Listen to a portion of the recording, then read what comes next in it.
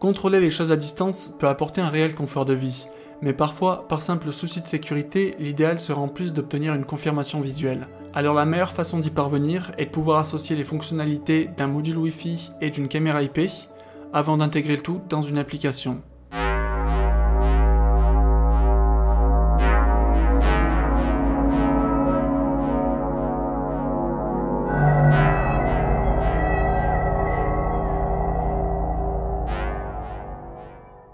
Pour y voir plus clair, on va décomposer le projet en 3 étapes.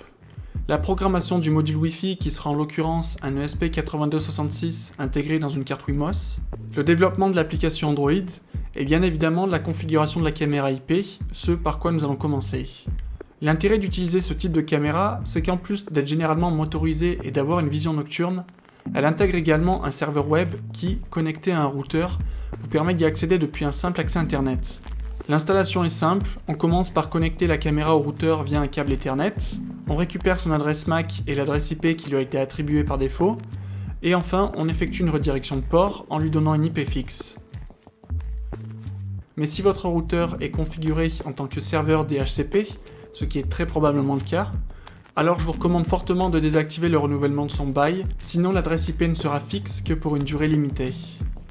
Là, normalement, après avoir récupéré votre adresse IP externe, vous devriez pouvoir accéder à votre caméra depuis n'importe quelle connexion internet.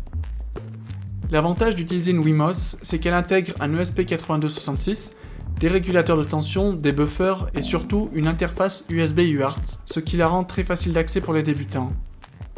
Son installation nécessite au moins la version 1.6.7 d'Arduino et l'installation de la librairie ESP8266.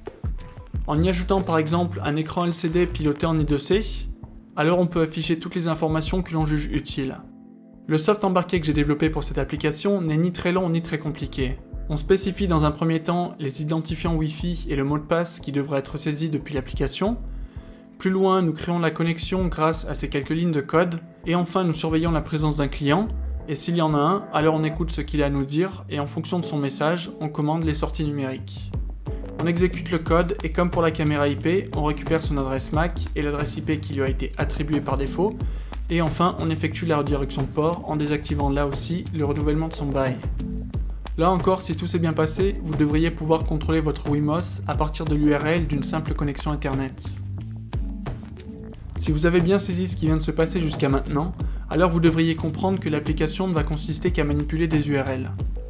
C'est pourquoi on commence par créer une page de configuration pour saisir l'adresse IP externe, les ports assignés au module Wi-Fi et à la caméra IP, et enfin le mot de passe pour contrôler le module Wi-Fi.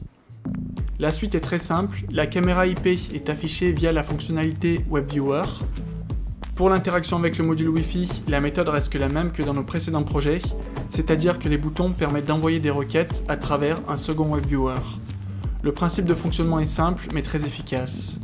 On pourra par la suite éventuellement faire évoluer le concept, comme par exemple commander n'importe quel appareil électrique ou encore crypter le mot de passe. En tout cas, j'espère que l'idée vous plaît et surtout qu'elle alimentera votre inspiration.